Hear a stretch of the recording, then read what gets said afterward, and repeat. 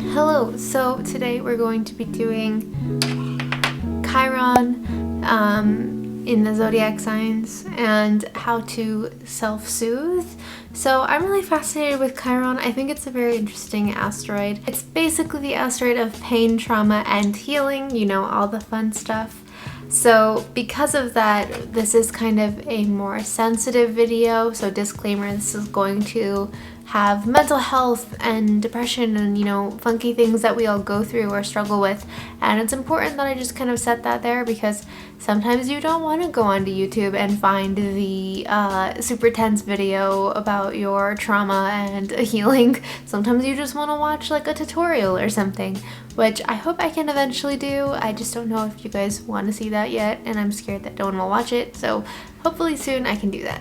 So first things first, Chiron is this very intense asteroid. It's about how we deal with our emotions and how we heal from them or how we process them. Using it to heal and acknowledge is kind of the most powerful way to really get the most out of Chiron. Chiron in Aries. Chiron and Aries are very independent people. Also, if you have Chiron in your first house, people were kind of always, maybe growing up, it felt like you didn't really have anyone to lean on or anyone to ask for help. So I think because of this, you've become fiercely independent, and now there's almost like a fear of asking for help or a fear of letting people know that maybe you do need help. And I think it's really important when you have this placement to be mindful of the fact that you don't have to do everything on your own. You don't have to carry the world on your back. You're allowed to be a human. You're allowed to admit when you're overwhelmed. And I feel like there is a lot of just like wanting to ignore that or pretend that everything's fine when it isn't. That is kind of one of your biggest lessons with Chiron in Aries. Or in the first house. If you have a Libra Chiron, I feel like you might feel like you don't have an identity without your relationships, or you might struggle to be able to stand on your own 2 feet. Those aren't things that you feel super comfortable just doing. So I think the biggest lesson for you is to cultivate your solitude. I know that sounds like cheesy and it's probably easier said than done, but the more that you're able to prioritize yourself and really just like prioritize your own mental health and doing things that you like, what you want, what you need, versus always kind of trying to accommodate the people in your life, I do feel like you're going to feel like you found more of a footing or more of a purpose for yourself. Because I do feel like Chiron and Libra people are always kind of used to trying to take care of other people or please other people, and it might have been growing up you were always needing to take care of your parents, or maybe you had a very emotionally charged household, so you're always like being their therapist. But now your goal is to kind of do the opposite and to prioritize yourself a little more. Chiron and Taurus, I would say that you can struggle sometimes with feeling you have stability. You've struggled throughout your life to feel like you're really rooted with anything, or anything is really like concrete or stable, and I think because of this you can have a fear of abandonment, or I feel like there is kind of a lot of uncertainty in your life. I do feel like the more that you're able to implement your own sense of routine and structure, I do feel like you can feel very healed by this. But there is kind of a strong sense of not trusting things, not wanting to pursue things because you feel like, you know, what's the point? But I do feel like the more that you're able to prioritize stability and structure in your life, I feel like it can feel very healing for you. Especially because I do feel like there was a lack of structure in your life early on or as a child. Chiron and Scorpio, I feel like your biggest battle is learning you can trust things. You're not really a big fan of unpredictability. You're not really a big fan of anything that you can't see or oversee how it's going to play out. And I think just learning to let go of things that you can't control or that you can't see, it's going to give you more peace. I think learning to just accept the unpredictability and not trying to have such a strong hand in like what's going to happen before it happens is going to bring you a lot of soothing and a lot of stronger or more concrete purpose. Basically embracing your chaos. That's basically the Scorpio Chiron lesson.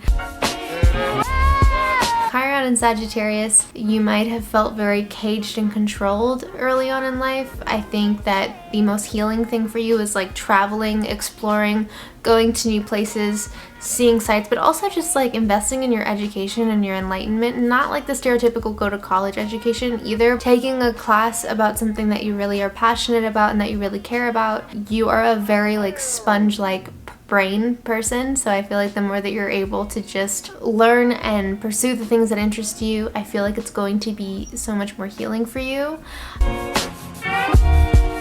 I feel like for third house Chirons or for Gemini Chirons, your biggest obstacle in this lifetime is learning that you don't have to tell people what they want to hear. You can tell people your truth. I feel like people might have used your words against you at an earlier age, and you might have struggled to make sense of things or speak your truth because of this. You're very questioning or insecure sometimes of your own truth or of getting points across because you're nervous that people are going to like have some kind of feeling about it or use it against you. However, I think there's a lot of doubt within just not speaking up enough, and I think the most healing will come from when you do. Chiron in Cancer or in the 4th house, I feel like maybe there's a lot of tension surrounding your home, maybe not feeling supported at a very early age, and because of this you might be a bit closed off to allowing yourself to feel nurtured or allowing yourself to like be emotionally attached to things. I feel like there's kind of a wall up.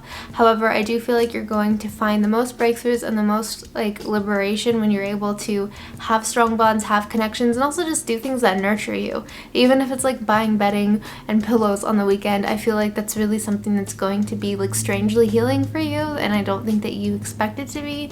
But I do think there's this like huge lack of nurturing growing up, and I think the more you're able to provide that to yourself, I think the more you're going to be healed essentially, or just feel better overall. And also just getting closer to people and choosing your own family or getting closer to people that you just feel comfortable with.